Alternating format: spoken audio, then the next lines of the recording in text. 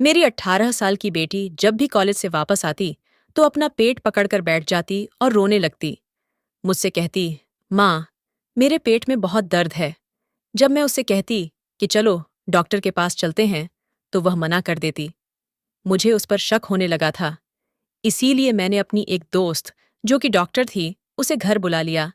वह मेरी बेटी का चेकअप करके अपना सर पकड़कर बैठ गई और बोली, इसकी शादी मेरे 14 साल के बेटे से कर दो, वरना ये मर जाएगी। मैं उसकी बात सुनकर बहुत ज्यादा डर गई थी और अपनी जवान बेटी को खोना नहीं चाहती थी। मैंने तुरंत ही अपनी बेटी की शादी उसके बेटे के साथ कर दी। शादी के बाद मुझे यह देखकर बहुत ज्यादा हैरत हुई कि वह ठीक होने लगी थी। मुझसे रहा नहीं गया, तो एक रात मैंने उसके कमरे में छुपकर देखा, तो मेरे पैरों तले से जमीन निकल गई, क्योंकि वह 14 साल का बच्चा। मेरा नाम मीना है। माता पिता कभी भी अपनी बच्चों के लिए कोई गलत फैसला नहीं करते और ना ही कभी उनका बुरा चाहते हैं। उनकी तो हमेशा यही कोशिश रहती है कि वह अपने बच्चों के लिए अच्छे से अच्छा करें। उनकी बच्चे हमेशा अपनी जिंदगी में खुश रहे, लेकिन कभी कभी अच्छे माता पिता के बच्चे भी खोटा सिक्का निकल जाते हैं। मेरी बेटी की जिंदगी की कहानी मेरे अतीत से जुड़ी हुई है। मुझे लगता था कि अब सब कुछ ठीक हो गया है, पर ऐसा नहीं था। हमारा अतीत कभी कभी सालों बाद भी हमारे आगे आ जाता है। 18 साल बाद मेरा अतीत मेरे सामने आकर खड़ा हो गया था, लेकिन मैं कुछ नहीं कर सकती थी। मैंने जवान बच्चों के हाथों से ही धोखा खाया था। उसने मेरे भरोसे को तोड़कर रख दिया था।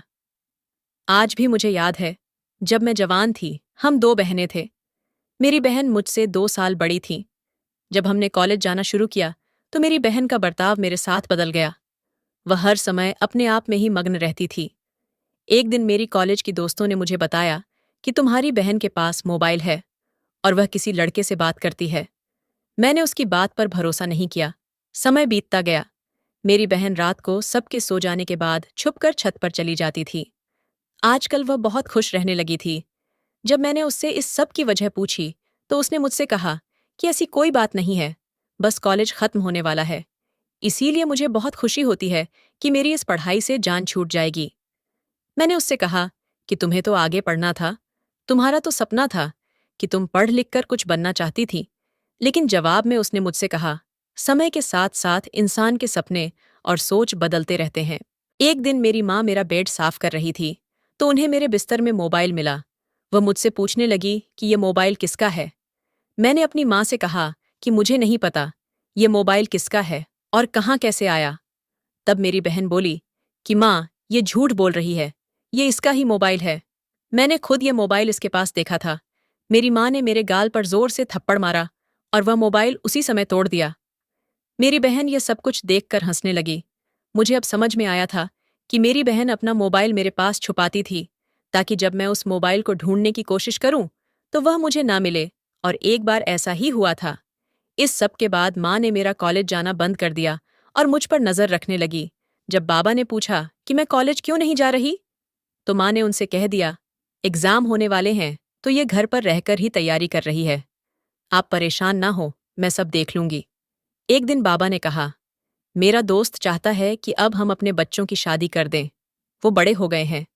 दीदी का रिश्ता बाबा के दोस्त के घर पर तय हुआ था और यह रिश्ता उसकी मर्जी से ही हुआ था, लेकिन अब वह उस लड़के को पसंद नहीं करती थी। माँ ने दीदी को बहुत समझाया, लेकिन वह माँ की बात नहीं मानी। उस समय माँ को मेरी बात पर विश्वास हुआ कि मैं सच कह रही थी।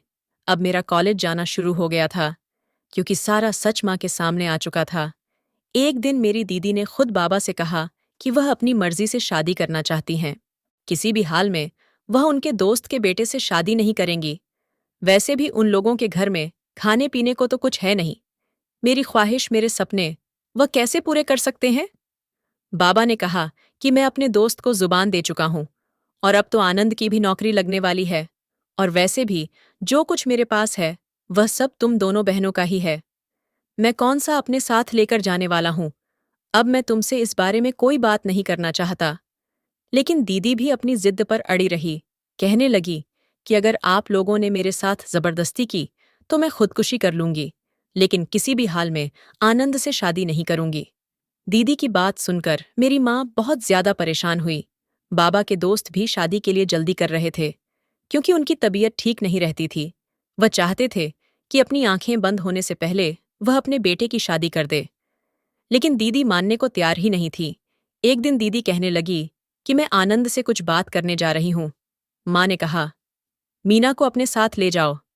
दीदी कहने लगी कि आखिर कब तक मुझे आप यहां कैद करके रखेंगे? आप बेफिक्र रहें, मैं घर से भाग नहीं रही हूं। यह कहकर वह घर से चली गई और शाम को वापस आई।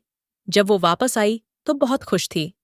मेरी माँ भी उन्हें देखकर खुश हो गई और सोच रही थी कि शायद आनंद ने उन्हें शादी के लिए मना लिया होगा, क्योंकि आनंद भी दीदी को पसंद करते थे। पर इस बात से सब लोग अनजान थे कि उनकी बेटी, जिसे उन्होंने बहुत लाड प्यार से पाला था और कभी भी किसी बात की कोई पाबंदी नहीं लगाई थी, वह उनकी इज्जत को मिट्टी में मिलाने जा रही है। बेटियां तो माँ बाप की इज्जत और मान होती हैं और अपने माँ बाप की इज्जत की खातिर अपनी जान भी दे देती हैं। पर कुछ बेटियां ऐसी भी होती हैं जो कुछ दिन की मोहब्बत के लिए अपने माता पिता की इज्जत को अपने पैरों तले रौंद देती हैं, और वह यह भी नहीं सोचती कि उनके माता पिता ने अपनी सारी जिंदगी उनकी परवरिश में गुजार दी। हम सब लोग सोच रहे थे कि मेरी दीदी अपने मंगेतर से मिलने जाती हैं, लेकिन बाबा को यह बात नहीं पता थी, क्योंकि यह बात इस समय बहुत गलत समझी जाती थी। एक दिन जब मैं कॉलेज से वापस आ रही थी तो मैंने दीदी को एक लड़के के साथ बाइक पर जाते देखा। मैंने सोचा कि हो सकता है वह आनंद हो, लेकिन जब मैं घर पर आई तो अंकल और आनंद तो हमारे घर पर ही बैठे थे। माँ को भी अब पता चल चुका था कि दीदी उनसे झूठ बोल रही है। माँ ने अपनी इज्जत के खातिर अंकल से झूठ बोल दिया कि दीदी दोस्त के घर गई है। दीदी के पास अब एक मोबाइल है और उन्होंने हमें बताया था कि यह मोबाइल उन्हें उनके मंगेतर ने दिया है। उस दिन भी वह घर पर नहीं थी।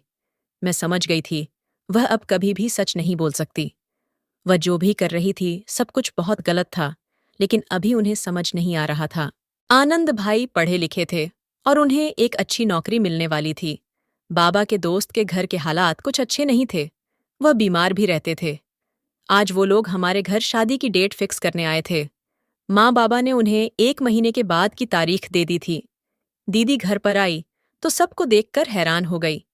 आंटी उठी और प्यार से उनके सर पर हाथ रखने लगी और उनकी बलाएं लेने लगी, लेकिन दीदी ने उनका हाथ झटक दिया और कमरे में चली गई। माँ ने उनसे कहा कि शर्मा गई होगी। मैं अपनी दीदी के कमरे में गई और उनको मिठाई खिलाने लगी तो उन्होंने प्लेट फेंक दी और चीख कर कहने लगी कि तुम लोगों ने मेरी जिंदगी का फैसला मुझसे पूछे बगैर कैसे कर दिया? तुम लोग ऐसा कैसे कर सकते हो? मेरे साथ मैं किसी भी हाल में इस लड़के से शादी नहीं करूंगी। तुम में से कोई भी मेरे साथ जबरदस्ती नहीं कर सकता। मैंने दीदी से कहा कि तुम्हें क्या हो गया है? तुम क्यों आनंद से शादी करना नहीं चाहती? क्या कमी है उसमें? तो कहने लगी, अगर तुम्हें इतना पसंद है वो तो तुम ही उससे शादी कर लो, लेकिन मेरा पीछा छोड़ दो। मैंने उस दिन भी दीदी को बहुत ज्यादा समझाया कि बाबा को आप पर बहुत मान है, वह आपसे बहुत मोहब्बत करते हैं। तुमने जो भी कहा है हमेशा उन्होंने तुम्हारी बात मानी है। अब तुम उनके साथ ऐसा क्यों कर रही हो? क्या तुम्हें बाबा की इज्जत का जरा भी ख्याल नहीं है? तुम हमारे साथ ऐसा मत करो। माँ भी कमरे में आ गई और उनसे हाथ जोड़कर कहने लगी कि बेटी, कुछ तो हमारी इज्जत का ख्याल करो और ये शादी कर लो। लेकिन उन्होंने किसी की नहीं सुनी और कमरे से चली गई। वह बाबा के पास गई और बाबा से कहा कि मीना की शादी आनंद से कर दें। मुझे उससे शादी नहीं करनी, मैं तो अपनी पसंद के लड़के से ही शादी करूंगी। बाबा ने गुस्से में उन्हें थप्पड़ मार दिया। बाबा की तबीयत भी खराब हो रही थी। माँ ने बाबा को समझाया कि आप फिक्र ना करें, अभी नादान है, जब शादी हो जाएगी तो सब कुछ ठीक हो जाएगा। इस उम्र में बच्चों से गलती हो जाती है, हमारा फर्ज बनता है कि हम उन्हें समझाएं और उनका साथ दें। बाबा ने कहा कि मुझे लग रहा है कि यह मेरी इज्जत को मिट्टी में मिलाकर रहेगी, लेकिन तुम भी इसे साफ साफ कह दो। अगर इसने ऐसा कुछ भी किया तो मैं जिंदगी भर इसे माफ नहीं करूंगा। अगर इसे अपनी मर्जी से शादी करनी है तो मेरी एक शर्त है, इससे कहो कि उस लड़के को यहां बुलाए। मैं उसी दिन इसकी शादी उस लड़के से करके इसे विदा कर दूंगा। उसके बाद हमारा इससे कोई रिश्ता नहीं रहेगा और ना ही यह मेरे घर में वापस आएगी। तुम भी इसे भूल जाना और सिर्फ इतना याद रखना कि हमारी एक ही बेटी है। यह सुनकर मेरी माँ रोने लगी, लेकिन जब दीदी को यह बात पता चली तो उन्हें जरा सा भी अफसोस नहीं हुआ, बल्कि वह तो बहुत खुश हो गई कहने लगी कि बस एक बार मेरी शादी हो जाए, फिर मैं बाबा को खुद मना लूंगी। वह मुझसे बहुत प्यार करते हैं, मान जाएंगे। अब तो दीदी के पैर जमीन पर नहीं थे, वह तो आसमानों में उड़ रही थी। जब दीदी ने उस लड़के को बुलाने के लिए कॉल की तो उसने फोन नहीं उठाया। बाबा बहुत ज्यादा परेशान थे कि वह अपने दोस्त से क्या कहेंगे। शादी के दिन भी पास आ रहे थे और वह लड़का भी दीदी का फोन नहीं उठा रहा था। दीदी अब टेंशन में बीमार रहने लगी और इसी बीच आनंद को भी सब कुछ पता चल गया था। आनंद इस बारे में दीदी से बात करने आया तो दीदी ने उन्हें बहुत ज्यादा बेइज्जत किया। कहने लगी कि तुम्हारी हैसियत क्या है जो तुम मुझसे शादी करना चाहते हो। आनंद, जो दीदी का मंगेतर था और मेरे बाबा के दोस्त का बेटा भी था, उसने कहा कि जब मैंने तुमसे पहली बार शादी के लिए कहा था तब तुमने मुझसे मना क्यों नहीं किया? 4 सालों में ऐसा क्या हो गया जो अब तुमने अपना फैसला बदल लिया? अगर तुम्हें मुझसे शादी नहीं करनी थी तो तुम उसी समय मुझसे इनकार कर देती। मैं कभी भी तुमसे रिश्ता नहीं करता, पर अब शादी की डेट फिक्स हो चुकी है, सब तैयारी पूरी हो चुकी है। अब मैं किसी भी हाल में पीछे नहीं हट सकता। अब बात मेरी इज्जत पर आ चुकी है। दीदी बोली, तुम्हें जो करना है वह कर लो, लेकिन मैं कभी भी तुमसे शादी नहीं करूंगी। वह लड़का अभी तक दीदी का फोन नहीं उठा रहा था। दीदी उस लड़के के घर भी गई जहां वह रहता था, लेकिन उसका कुछ पता नहीं चल सका। उसके पड़ोसियों ने भी उसके बारे में कुछ नहीं बताया। तब मजबूर होकर दीदी को बाबा का फैसला मानना पड़ा। बाबा ने उन्हें 10 दिन का समय दिया था। कहा था कि अगर वह इज्जत के साथ तुम्हारा रिश्ता मांगने आता है तो मैं तुम्हें उसके साथ विदा कर दूंगा। अगर नहीं आया तो तुम्हें मेरी बात माननी पड़ेगी। पर वह नहीं आया और ना ही उसने दीदी का फोन उठाया। अब घर में शादी की शहनाइयां बजने लगीं। मेहमान आने शुरू हो गए थे। दीदी का रो रो कर बुरा हाल था। माँ बाबा ने उन्हें बहुत समझाया कि माँ बाप कभी भी अपनी बच्चों के लिए कोई गलत फैसला नहीं करते। माता पिता तो हमेशा अपनी बच्चों को खुश देखना चाहते हैं। आनंद एक बहुत अच्छा लड़का है और वह तुम्हें बहुत खुश रखेगा, जिससे तुम मोहब्बत करती हो। अगर वह लड़का सच्चा होता तो जिस दिन उसे तुम्हारे रिश्ते के बारे में पता चला था उसी दिन वह मुझसे बात करने आता, पर उसे सिर्फ तुमसे दिल्लगी करनी थी। वह धोखेबाज था, लेकिन दीदी तो उसकी मोहब्बत में अंधी हो चुकी थी। वह सिर्फ अपना ही सोच रही थी। दीदी ने तो वैसे भी शुरू से बस अपना ही सोचा था। उनकी वजह से क्या कुछ हो जाएगा किसी को भी खबर नहीं थी। दीदी की शादी से कुछ दिन पहले मेरा एक रिश्ता आया था। बाबा भी बहुत खुश थे। बाबा ने मेरा रिश्ता तय कर दिया था और सिर्फ घर वालों की मौजूदगी में ही मेरी मंगनी भी कर दी थी। यह सब बहुत अचानक हुआ था। मेरी बुआ ने कहा था कि वह लोगों को जानती हैं और वह बहुत अच्छे लोग हैं। बुआ ही मेरे लिए रिश्ता लेकर आई थी। मैंने तो सोचा भी नहीं था इतनी जल्दी मेरा रिश्ता हो जाएगा। माँ ने बताया कि वह काफी दिनों से तुम्हारा रिश्ता मांग रहे हैं। लड़के ने तुम्हें देखा हुआ है, तुम्हें पसंद करता है। बुआ कह रही थी कि लड़का बहुत अच्छा है और खाते पीते घर का है।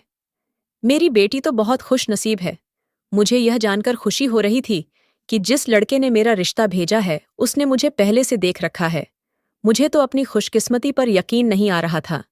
जब मेरी दीदी को सब कुछ पता चला तो वह बहुत गुस्से में कहने लगी कि मैं तो आपकी सौतेली बेटी हूं, जो मुझे एक कंगाल लड़के के साथ शादी कर रहे हैं, जिसके पास मुझे ठीक से 2 वक्त का खाना भी नहीं मिल सकेगा, जो मुझे गरीबी के अलावा और कुछ नहीं दे सकता। मैंने दीदी को समझाया कि किस्मत बदलने में देर नहीं लगती। तुम देखना, आनंद भाई की बहुत जल्दी अच्छी नौकरी लग जाएगी और उसका भी वक्त बदल जाएगा। मुझे भगवान पर पूरा भरोसा है और तुम भी ज्यादा अनाप शनाप मत बोलो। एक दिन मेरी ननद घर पर आई और उसने अपने भाई से मेरी बात करवाई। उस दिन पहली बार मैंने अपने होने वाले पति से बात की थी और शायद यह मेरी पहली और आखिरी बात थी। मैं नहीं जानती थी कि अब कौन सी मुसीबत हमारे घर पर आने वाली है। मेरी बहन की शादी का दिन आ गया था और वह बहुत सदमे की हालत में बैठी थी। मेरी कजीन कहने लगी, तुम तो ऐसे मुंह बनाकर बैठी हो जैसे जबरदस्ती तुम्हारी शादी कर रहे हो। सच तो यही था जो लोगों को लग रहा था। माँ ने उन लोगों से बहाना बनाया और दीदी को वहां से ले गई। अब बारात भी आ चुकी थी, लेकिन किसी को नहीं पता था कि आने वाले पल में सब लोगों पर क्या कयामत टूटने वाली है। जैसे ही बारात आई, सब लोग बारात देखने चले गए। मैं बहुत खुश थी कि मेरी बहन की शादी है। जब मुहूर्त का समय आया और पंडित जी ने दुल्हन को बुलाने के लिए कहा, मेरी माँ मेरी दीदी को लेने गई, लेकिन वह कमरे में नहीं थी। वह वहां से भाग चुकी थी। जाते हुए एक लेटर छोड़कर गई थी। उस लेटर में लिखा था, आप लोग मुझे इस शादी के लिए मजबूर नहीं कर सकते। मैं आप लोगों के लिए अपनी खुशियों को नहीं छोड़ सकती, इसलिए मैं ये घर छोड़कर जा रही हूँ। यह सुनते ही बाबा की हालत बहुत ज्यादा खराब हो गई। बाबा के दोस्त को और उनकी फैमिली को भी सब कुछ पता चल चुका था। सब लोग दुल्हन के आने का इंतजार कर रहे थे, पर वह तो अपने बाप की इज्जत उतारकर चली गई थी। बाबा रोते रोते कह रहे थे कि मुझसे क्या गलती हो गई, ऐसी क्या कमी रह गई थी मेरी परवरिश में, जो मेरी बेटी ने एक बार भी मेरी इज्जत का नहीं सोचा। अब मैं लोगों को क्या मुंह दिखाऊंगा, सबसे क्या कहूंगा कि मेरी बेटी अपनी शादी छोड़कर भाग गई है। पापा के दोस्त ने कहा, तुम फिक्र मत करो, मीना भी हमारी बेटी है। अगर आपकी एक बेटी हमारे घर की बहू नहीं बन सकी तो क्या हुआ, मीना में क्या कमी है। बाबा ने मेरी तरफ देखा। मुझे उनकी आंखों में एक उम्मीद दिखाई दी थी। यह सुनकर मैं अपनी माँ के गले लगकर रोने लगी। मैंने माँ से मना किया, ऐसा नहीं करें। बाबा ने भी अपने दोस्त से कहा, मीना की तो मंगनी हो चुकी है, मैं उन लोगों से क्या कहूंगा। तब बाबा के दोस्त ने कहा कि मांगनी ही तो हुई है, शादी तो नहीं हुई। उनसे कह देना कि मीना की शादी जहां होनी थी वहां हमने कर दी। इस तरह अचानक से मेरी आनंद से शादी हो गई, जिसके बारे में मैंने कभी ऐसा कुछ सोचा भी नहीं था। आज वह मेरे सामने मेरा पति बनकर खड़ा था। हम लड़कियों के साथ ही हमेशा ऐसा क्यों होता है? क्यों हमें हमेशा कुर्बानी देनी पड़ती है? माँ बाप अपनी इज्जत की खातिर अपनी दूसरी बेटी के सपनों को तोड़कर रख देते हैं। मेरी बहन के की सजा मुझे मिली थी और वह खुद ना जाने कहाँ चली गई थी। किसी ने भी उसकी खबर नहीं ली थी। बाबा ने कहा था कि वह आज से हमारे लिए मर चुकी है। मेरा और इस घर के किसी भी इंसान का उस लड़की से अब कोई रिश्ता नहीं रहा। मैं अपने माता पिता की दुआओं से विदा होकर अपनी ससुराल चली गई। लेकिन अभी मेरा इम्तिहान खत्म नहीं हुआ था। जिंदगी भी उन्हीं लोगों का बार बार इम्तिहान लेती है जो पहले से बिखरे हुए हों। माँ ने मुझे समझाया था कि सब कुछ भूलकर अब तुम्हें इस रिश्ते को निभाना है, क्योंकि अब से वही तुम्हारा घर है। लेकिन एक लड़की का कभी अपना घर नहीं होता। वह तो हमेशा एक जगह से दूसरी जगह जाती रहती है। सारी उम्र माँ बाप के घर पर यही बात सुनती है कि पराया धन है। कल को तुम्हें अपने घर जाना है, और जब शादी हुई तो सास कह रही थी, यह घर तुम्हारा अपना नहीं है, क्योंकि मेरे बेटे ने तुमसे मजबूरी में शादी की है। यह सब बातें मुझसे मेरी सास कह रही थीं। मेरा पति जो पहले मेरी बहन का मंगेतर था और उससे मोहब्बत करता था, उस दिन बहुत ज्यादा रोया था। उससे मेरी बहन का धोखा बर्दाश्त नहीं हो रहा था। काश जब दीदी ने बार बार शादी से मना किया था, तभी यह लोग रुक जाते। मेरे पति ने भी मुझसे साफ साफ कह दिया था कि वह मुझे पत्नी के रूप में स्वीकार नहीं कर सकता, क्योंकि मजबूरी में बनाए गए रिश्ते कभी कामयाब नहीं होते। मुझे अभी इन सब से निकलने के लिए थोड़ा समय चाहिए। जब मैं अपने मायके जाती तो माँ मुझे समझाने लगती।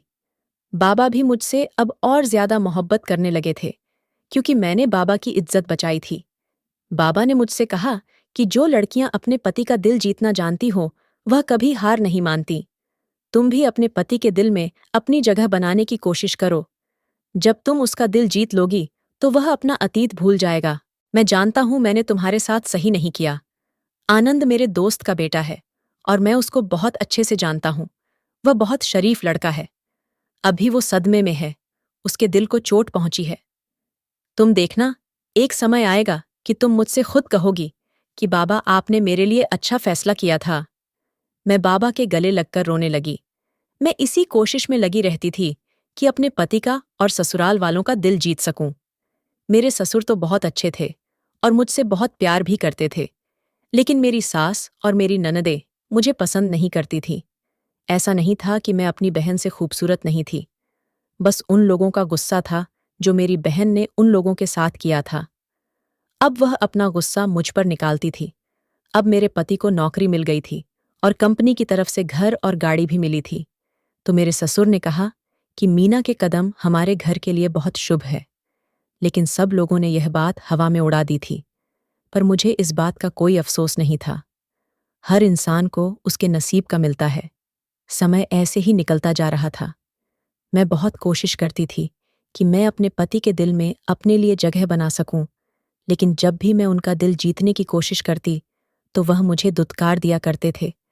मुझसे कहते थे कि मैं कुछ भी कर लूं, उनके दिल में कभी भी जगह नहीं बना सकती। उन्होंने मुझसे कहा कि वह मौका देख रहे हैं, मौका मिलते ही वह मेरे बाबा से बात करेंगे और मुझे छोड़ देंगे। कुछ दिनों बाद माँ की कॉल आई। खबर मिली कि बाबा का देहांत हो गया है। मुझे अपने कानों पर यकीन नहीं आया और मैं चकराकर वहीं बैठ गई। मेरे ससुर ने मुझसे कहा कि बेटी, अपने आप को संभालो, तुम्हें अपनी माँ को भी संभालना है। मैं अपने मायके गई तो मेरी बाबा की लाश वहां पड़ी थी और लोग कानों में बातें कर रहे थे। कह रहे थे कि जवान बेटी घर से भाग गई। बाप बेचारा कब तक यह बेइज्जती बर्दाश्त करता। और भी पता नहीं लोग क्या क्या बातें कर रहे थे। माँ की हालत भी बहुत खराब थी। अब माँ का ख्याल करने वाला कोई नहीं था। इसीलिए मेरे ससुर ने कहा कि मैं उन्हें अपने साथ अपने घर पर लेकर आ जाऊं, ताकि मैं उनका ख्याल रख सकूं। मेरी माँ मेरी ससुराल में मेरे साथ नहीं रहना चाहती थी, लेकिन माँ की ऐसी हालत नहीं थी कि वह घर पर अकेली रह सकें। मेरी शादी को 5 महीने हो चुके थे। मेरे नंबर पर किसी अनजान आदमी की कॉल आई और कुछ फोटो, जिसको किसी लड़के के साथ एडिट किया गया था, वह मुझे भेजी गई। मैं यह देखकर बहुत ज्यादा हैरान हुई कि मेरी यह फोटो इस लड़के के पास कैसे गई। अब वह मुझे फोन करके ब्लैकमेल कर रहा था और कुछ दिन बाद मुझे पता चला यह वही लड़का था जिससे मेरी मंगनी हुई थी। मैं भगवान का शुक्र अदा कर रही थी। ऐसे फ्रॉड लड़के से उसने मुझे बचा लिया था। लेकिन मुझे डर लग रहा था कि कहीं यह सब कुछ मेरे पति को ना पता चल जाए। इसीलिए मैं अपना फोन बंद रखती थी। अब वह मेरे पति के नंबर पर कॉल करने लगा था। मेरे पति का बर्ताव भी मेरे साथ अच्छा हो गया था, लेकिन मैं हमेशा इसी डर में रहती थी, कहीं वह लड़का यह फोटो मेरे पति को ना सेंड कर दे और वह मुझे छोड़ ना दे। एक दिन मेरे पति के पास किसी की कॉल आई और वह अपना सर पकड़कर वहीं बैठ गए। मैंने उनसे पूछा कि क्या हुआ, तो कहने लगे कि तुम्हें एक बात बतानी थी, लेकिन तुम्हारे बाबा की देहांत की वजह से मैं तुमसे बात नहीं कर पाया था। मैंने कहा, ऐसी क्या बात है, बताइए। उन्होंने मुझे बताया कि जिससे तुम्हारी मंगनी हुई थी वह वही आदमी था जिससे तुम्हारी बहन शादी करना चाहती थी और उसके साथ घर छोड़कर भाग गई थी। लेकिन वह लड़का अच्छा नहीं है। जब तुम्हारी बहन की शादी की तारीख तय हुई थी तो उसने तुम्हारे लिए रिश्ता भेजा था, क्योंकि उसके पास तुम्हारे बहुत सारे फोटो थे और वह तुम्हारी बहन ने ही उसे दिए थे। तुम्हारे नाम से ही उसने उस लड़के से बात करनी शुरू की थी, लेकिन कुछ दिनों बाद उसने उस लड़के को सब कुछ बता दिया था। तब उस लड़के ने कहा था कि मुझे फर्क नहीं पड़ता कि तुम कौन हो, मैं सिर्फ तुमसे मोहब्बत करता हूं। और उसने यह सब तुम्हारे बाबा की जायदाद के लिए किया था। उसने पहले ही सब कुछ पता कर लिया था कि तुम्हारे बाबा के पास कितनी जमीन जायदाद है, लेकिन तुम्हारी बहन यही समझती रही कि वह उससे सच्ची मोहब्बत करता है। इसीलिए जो वह लड़का कहता था वह वही करती थी और उसी के कहने से शादी वाले दिन घर से भाग गई। जब उसने तुम्हारी बहन से जायदाद की बात की तो उसे पता चला कि सब कुछ मीना के नाम पर है, क्योंकि तुम्हारे बाबा ने पहले ही सब कुछ तुम्हारे नाम पर कर दिया था। उसका प्लान था दोनों बहनों को बर्बाद करने का। उसने सोच रखा था एक से शादी कर लूंगा और दूसरी को भी अपनी मीठी मीठी बातों में फंसा कर रखूंगा। इस तरह से तुम्हारे बाबा की करोड़ों की जायदाद उसे मिल जाएगी। लेकिन उसका सारा प्लान फेल हो गया तो उस लड़के ने तुम्हें तुम्हारे फोटो से ब्लैकमेल करना शुरू कर दिया और घर पर भी तुम्हारी फोटो एडिट करके सबको दिखा दी। मुझे लगा था कि शायद तुम भी अपनी बहन की तरह धोखेबाज हो, पर जब वह तुम्हारे नंबर पर कॉल करता है तो तुम घबराकर फोन काट देती और फोन बंद कर देती थी। मैं यह सब कुछ नोटिस कर रहा था। फिर एक दिन मैंने तुम्हारे मोबाइल से वह नंबर लिया और अपने दोस्त से उस नंबर की इन्फॉर्मेशन निकलवाई। फिर मैं उस तक पहुंच गया जिस दिन तुम्हारे बाबा की डेथ हुई। उसके अगले दिन ही तुम्हारी बहन का मेरे पास फोन आया था और वह मुझसे अपने किए की माफी मांग रही थी। उसने मुझे बताया उस लड़के ने उसे धोखा दिया है। वह कहता है कि अपने बाप से पैसे लेकर आओ, लेकिन सब कुछ तो मीना के नाम पर है। मैं कहां से लाकर दूं उसे पैसे। उस लड़के ने मुझे धक्के मारकर अपने घर से निकाल दिया और मुझसे शादी भी नहीं की। तुम्हारी बहन घर आना चाहती है और अब वह लड़का जेल में है। वह पहले से शादीशुदा था और उसके बच्चे भी हैं। उसकी पत्नी ने उसके ऊपर केस कर दिया। उसकी पत्नी ने ही मुझे सब कुछ बताया है। मैंने अपने पति से कहा कि आपने मुझसे एक बार भी नहीं पूछा कि वह लड़का मेरे बारे में सच कह रहा है या झूठ। मेरे पति ने कहा, तुम्हारे बाबा ने एक बार मुझसे कहा था कि कभी भी मेरी बेटी पर शक मत करना, इसीलिए नहीं कि वह मेरी बेटी है, बल्कि इस वजह से कि उसने अपने बाप की इज्जत बचाई है और अब वह तुम्हारे घर की इज्जत है। तुम भी अपना अतीत भूलकर मीना को अपना लो, क्योंकि जो बेटियां बाप की इज्जत की खातिर अपना सर झुका देती हैं, वह बहुत पाक दामन और मोहब्बत करने वाली होती है। वो कभी भी तुम्हारा भरोसा नहीं तोड़ेगी। मेरे पति मुझसे माफी मांगने लगे और मैं सोच रही थी कि मेरे बाबा ने मुझसे सही कहा था कि आनंद बहुत अच्छा है और मैं उसके साथ बहुत खुश रहूंगी। उसने मेरे कहे बगैर ही सब कुछ संभाल लिया था, वरना पता नहीं क्या हो जाता। मेरी बहन एक दिन घर आई और सबसे माफी मांगने लगी, लेकिन किसी ने भी उसे माफ नहीं किया। अब वह दर दर की ठोकरें खा रही थी। मेरी शादी को भी 3 साल हो गए थे और मैं प्रेग्नेंट थी। अब मेरी सास का बर्ताव भी मेरे साथ अच्छा हो गया था। वह मेरा बहुत ख्याल रखती थी। मैंने भी सब कुछ भूलकर एक नई जिंदगी की शुरुआत की थी। कुछ दिनों बाद ही मेरे घर में एक प्यारी सी बेटी ने जन्म लिया था।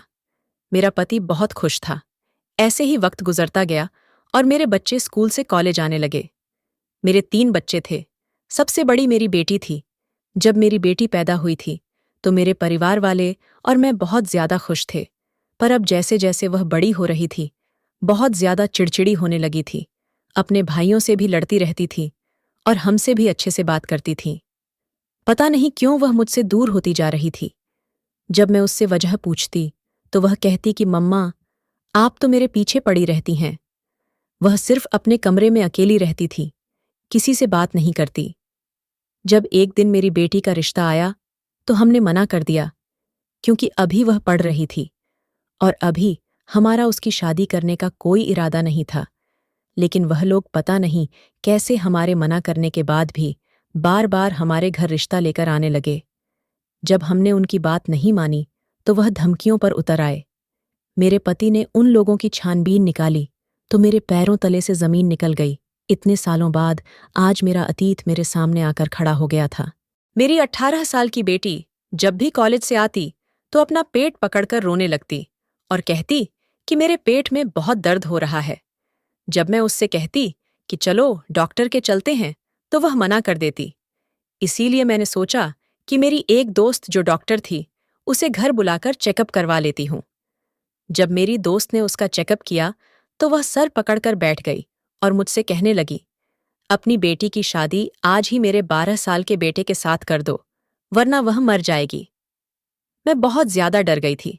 अपनी बेटी को खोना नहीं चाहती थी, इसीलिए उसकी शादी उसी दिन कर दी। मुझे यह बात बहुत हैरान कर रही थी कि शादी के बाद वह सही होने लगी थी। मैं जानना चाहती थी कि आखिर यह राज क्या है। इसीलिए मजबूर होकर एक दिन मैंने अपनी बेटी के कमरे में चुपके से झांका तो वहां कोई 12 साल का लड़का नहीं था, बल्कि वही लड़का था जो मेरी बेटी का रिश्ता लेकर आया था। और वह उसी का बेटा था जिसने मेरी बहन को धोखा दिया और उसके साथ साथ मेरी भी जिंदगी बर्बाद करने की कोशिश की थी। मेरे पति ने मुझे समझाया था कि अपनी दोस्त की बातों में मत आओ, हमारी बेटी को कुछ नहीं हुआ है, वह ठीक हो जाएगी। लेकिन मैं नहीं मानी। जिस पर भी मैंने भरोसा किया, उसने ही मेरे भरोसे को तोड़कर रख दिया। मेरी दोस्त के साथ साथ मेरी बेटी ने भी मुझे धोखा दिया था। मुझे देखते ही मेरी बेटी के चेहरे का रंग उड़ गया और कहने लगी, मम्मा, मैं विक्की से बहुत प्यार करती हूँ, इसीलिए मैंने यह सब कुछ नाटक किया। आप मुझे माफ कर दो। मैंने उससे कहा कि तुम बिल्कुल अपनी मानसी पर गई हो। उसने भी ऐसे ही अपने माँ बाप को धोखा दिया और भाग गई थी। और इस लड़के का बाप तो ऐसा नाग है जो कभी डसना नहीं भूलता। मेरे पति को जब यह सब कुछ पता चला तो उसने हमारी बेटी को घर से निकाल दिया। मेरी बेटी ने मुझसे कहा कि अगर आपको आपका प्यार नहीं मिला तो आप मुझसे मेरा प्यार क्यों छीनना चाहती हैं। मानसी बिल्कुल सही कहती हैं कि आप दूसरों का हक छीन लेती हैं।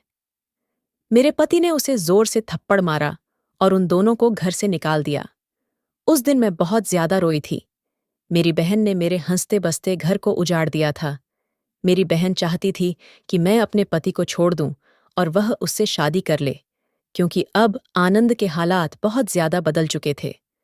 अब आनंद के पास गाड़ी बंगला सब कुछ था और जिस वजह से मेरी बहन ने आनंद से शादी करने के लिए मना किया था, आज वह सब कुछ आनंद के पास था, लेकिन यह सब कुछ तो नसीबों का खेल होता है। जब मेरी माँ ने उसे समझाया था, तो वह यह बात नहीं समझी थी। एक दिन मेरी बहन का एक्सीडेंट हो गया और वो अपने हाथ पैरों से लाचार हो गई। मेरे पति मुझसे बहुत प्यार करते थे, वरना पता नहीं मेरा क्या होता। मैंने अपनी बेटी को भी समझाने की बहुत कोशिश कि यह लड़का तुम्हारे लायक नहीं है, और जब हमने उसके रिश्ते से मना कर दिया, तो उन दोनों ने मिलकर यह प्लान बनाया और पेट के दर्द का नाटक करके मुझे बेवकूफ़ बनाया। वह यह भूल गई थी कि माता-पिता अपनी बच्चों के लिए कभी भी बुरा नहीं सोचते। अभी मेरी बेटी रोती हुई मेरे घर पर आई और मुझसे माफ़ी मांगने लगी। कहने लगी कि मम्मा, मैं भटक गई थी। मानसी ने मुझे आपके खिलाफ कर दिया था, लेकिन मुझे सब कुछ पता चल गया है कि उन्होंने आपके बारे में जो भी कहा था, वह सब कुछ मैं जान गई हूँ। मेरे पति ने उसे माफ़ नहीं किया और कहने लगे कि हमारी कोई बेटी नहीं है। मैंने अपने पति से कहा कि मैंने आज तक आपसे कुछ नहीं मांगा। आज मांग रही हूँ। हमारी बेटी से भूल हो गई थी, इसे माफ़ कर दे। औलाद तो कितनी भी बड़ी गलती कर ले, लेकिन माँ बाप के लिए तो वह प्यारी ही होती है। मेरे पति ने भी उसे माफ़ कर दिया। औलाद को भी यह बात याद रखनी चाहिए। जिन माता पिता ने उसे जन्म दिया, उनके लिए अपनी ख्वाहिशों को मारा। उनके माता पिता का सबसे ज्यादा हक उन पर होता है। अगर कोई बाहर से आकर कहे कि वह आपसे बहुत मोहब्बत करता है, तो वो झूठ बोल रहा है। क्योंकि आज के समय में कोई किसी से मोहब्बत नहीं करता। बस सब लोग अपना दिल बहलाते हैं और छोड़कर चले जाते हैं। इसलिए बहुत सोच समझकर भरोसा करें।